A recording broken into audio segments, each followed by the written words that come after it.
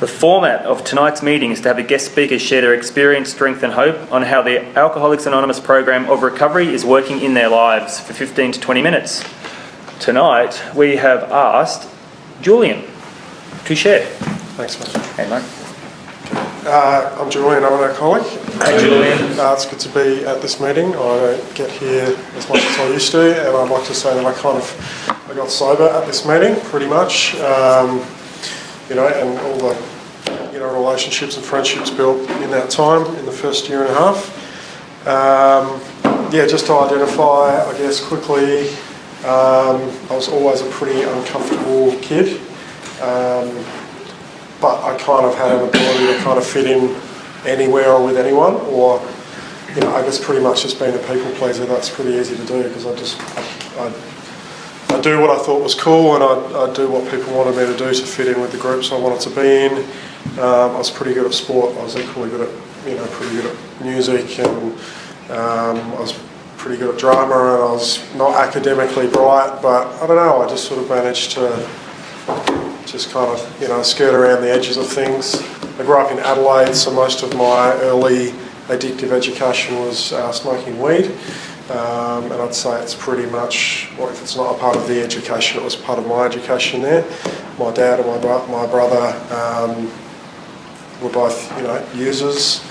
And when my family kind of, I guess, broke up, I would have been 11, and my mum had a nervous breakdown. My dad moved down into the city, and my brother was 18, and he used to sort of go off and get high with my dad, and I didn't really know what was going on. I didn't really understand why my mum kind of hated my dad and why she was having a nervous breakdown, and why she wouldn't let my brother, park his car, which used to be my dad's car, in the driveway. And I just didn't understand that sort of stuff.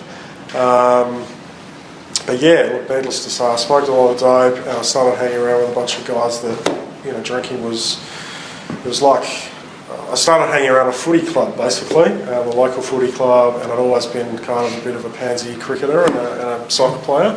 And I started hanging around the footy club, and these guys drank, and I wanted to be like them, so I tried to drink, but I was just rubbish at it, like 2 beers and I'd throw up.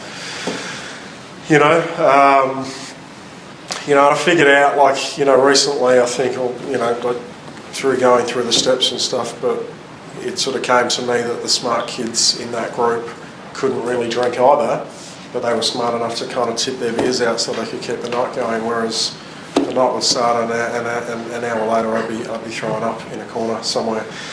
So I didn't really figure that out, and I just thought that I had to learn to drink to be accepted, and I guess, eventually I kind of did learn to be able to drink more alcohol, but I never learnt how to drink because I was just an absolute cockhead on the booze. I'd pick fights with guys that were twice my size, and I'd walk through pubs and call people a cunt if they said something I didn't like, or and I'd try to have this way of trying to worming my way out of things, somehow, and I never actually got bashed, which does surprise me. And I had, I was a pretty little sort of guy, and, I had little sort of mates with little man syndromes, and they'd sort of do the same sort of stuff, they'd just be ribbing, bigger guys and just sort of trying their luck, and, so I don't know how I got away with it, but, I didn't really probably take to drinking with earnest until I was maybe 18, because I needed to give up weed. Weed was making me paranoid, and it just seemed easier to drink. And by that stage, I was in a job, and I was 18 and I was working for a landscape gardener, and everyone would drink, so I kind of drank with those guys, and invariably I just ended up smoking weed and drinking together, and that wasn't a good combination for me. It just made me a little bit. Made me a little bit psychotic, I think, in a way. I heard it shared like a couple of years ago. An older member sort of talked about being suicidal and homicidal by the time they got into AA. And when I actually look back, the amount of times I used to think about killing people, and just doing really bad shit to people that I thought pissed me off, as well as wanting to kill myself. So, like when this person said that to me, I just didn't get it. But actually, when I look back, I think I do identify with that idea, just that pure hatred of other people and just thinking that I wasn't getting what I deserved or what I wanted because of other people. But anyway, look, I got into a relationship. All I wanted kind of was a girlfriend. I thought that would make me normal, and I got into kind of finally met a girl. I was 21. And I had a completely dysfunctional codependent relationship with her for 8 years, from 21 to 29. But she hated me drinking and she hated me smoking weed, so I just pretty much, like, the brakes were kind of on. I still did it, but I wasn't able to do it freely. Like, I used to have to, I'd sort of go and get stoned with my brother and we'd have beers and I'd have to, like, come home and lie about how many beers I'd had, and I'd constantly be trying to figure out what's a good lie. Like, if I had 7 beers, should I say I had 3, or should I say I had 2, or invariably I'd drink that 7 to 10 beers, and I'd come home and I'd be noticeably under the influence of alcohol, and she'd say, it's just clear that you've been drinking heaps, and I'd be like, no, I only had 3 beers, so I had this kind of whole lie of being a lightweight drinker, I guess, going on, where I was, drinking a lot less than some guys, but a lot more than what I was letting people on. Towards the end of that relationship, this person was in counselling and stuff. She had a pretty fucked up childhood, to be honest. I won't share about that, but she had full-on stuff happen, and she was working through that, and she encouraged me to go to a psychologist. So I started going to a psychologist, and invariably I ended up talking to this person about my drinking, which I didn't even know at that point it was a problem, but it was the thing that seemed to come up. I go out with my mates and I drink and I can't seem to stop at 2, and I can't seem to go out for 2 and then, or just have 2 to 4. It's like I always end up having 10 or 15 or, whatever the number might be.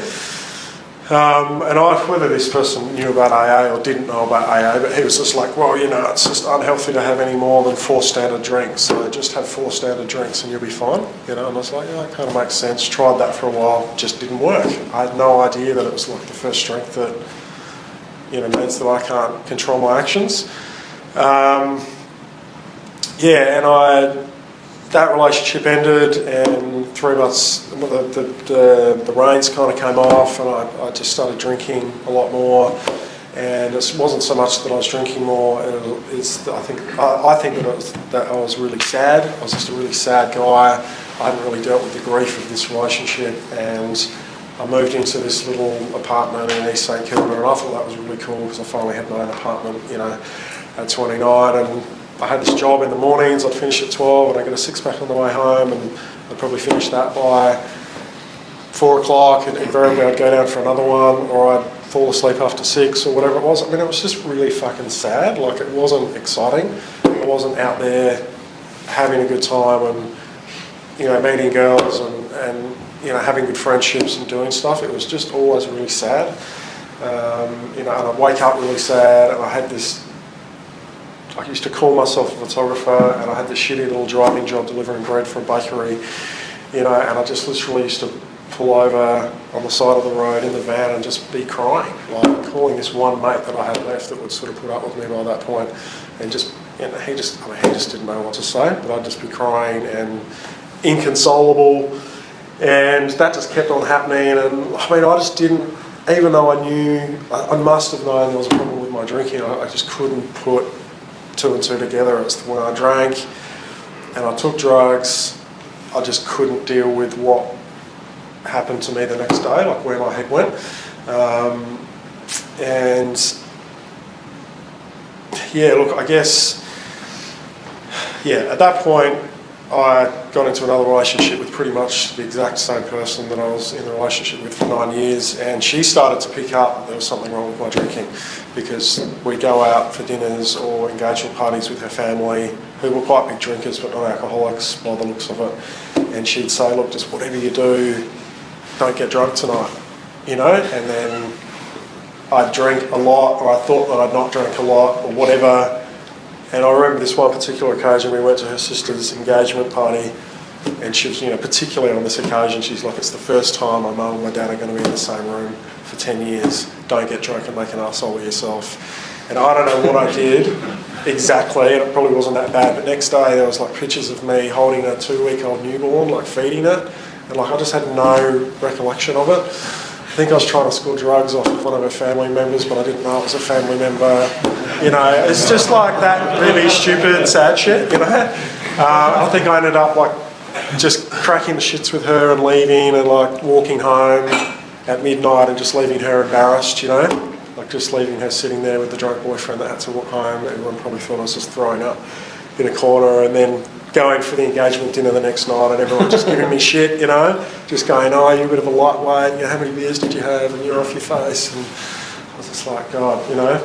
Same thing happened at my brother's wedding, except I did sort of keep the reins on it a little bit there because it was my brother's wedding. I guess I had enough respect to do that for him. Anyway, look, needless to say, that ended, and I think at that point I was 31, and I would say in that year I did all the worst of my drinking, and I did all of the non-acceptable things started to become totally acceptable. And I would just equate it to becoming soulless or to becoming godless now, because I never really had a conscious God in my life. But when I look back to being a kid and when I really wanted to get a good score in cricket or do good in sport or do good at school, I'd actually pray. And I've only sort of remembered this recently, but I would lie in my bed and I'd ask God for help. So, you know, somewhere in that period, I became godless and I kind of became a bit soulless. And my rock bottom wasn't really that much of a rock bottom, it was just that sadness stuff. And I'd kind of describe it as having a rug pulled away from my eyes for 5 seconds. Just a couple of times in like a 3 or 4 week period. It's like someone pulled the rug away and I got to see exactly what I'd become. And then it would just go back over and I'd keep drinking. You know, and I think the second to last time I drank, that happened pretty sort of, I'm not sure what the word I'm looking for it is, but very obviously and very confrontingly that happened, and I got a real flash of this dude, this sad little man walking around the streets of Fitzroy, just drunk and trying to talk to anyone that would talk to him, and immersing myself in groups of strangers thinking that I was just the most charming, handsome person on that street or in that room or anywhere. And I just got a bid of a flash, and it's probably not much of a rock bottom, but for me it was just like, whoa, I've sort of just become this dude that I didn't want to become. I'd sort of, you know, I'd always prided myself on being a nice guy to girls, and I was kind of sleeping with a couple of girls at the same time, and at the time it was very cool, and it's far from the worst thing I could do. I could probably happen again to me in my life now, and I wouldn't think it was the worst thing ever, but it just didn't seem very nice under the circumstances, just being a sad kind of young guy and just leading these girls along and leading myself along and hurting people. So that's the story, kind of. That's how I got here. I had a mate that was in AA. He'd been around for about 1.5 years, and I just kept asking him about those meetings that you go to, and I think he just got sick of me asking, so eventually I went to Little Malvern on a Tuesday night and identified straight away. I think at that point I knew that I was an alcoholic, and I knew that I'd found the answer, and I just went out the next night. I knew I'd had a planned night out with some friends, and I don't think I went out to get drunk, but I don't think I went out not to get drunk. I just went out and I thought I'm just going to drink, and I didn't put any rules on it, and I just drank exactly like an alcoholic. You know, I'd just got this job back.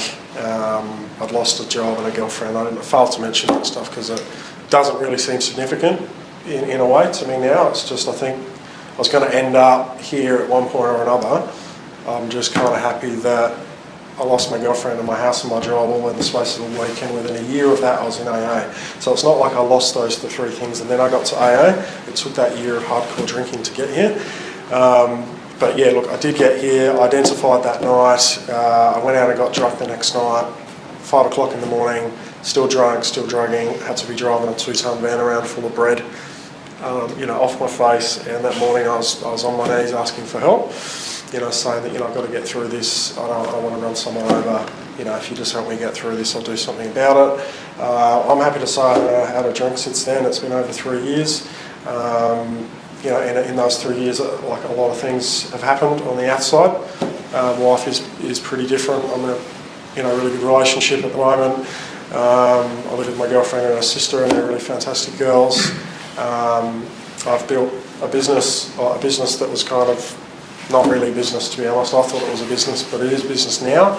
I pay tax and I pay GST, and I have a couple of people working for me, and we have a studio, and I'm getting work, and I do what I say I'll do when I say I'll do it, and I do a good job more often than not. I guess that's the hope part for any newcomer around. I mean, you will get a lot of stuff externally pretty quickly. Occasionally, occasionally I have really nice moments of peace.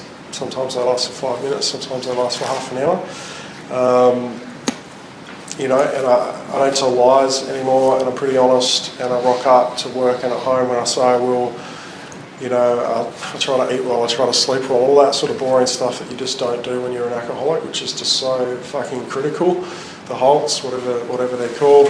I can just look at those 4 things straight away now, and I can fix myself up pretty well.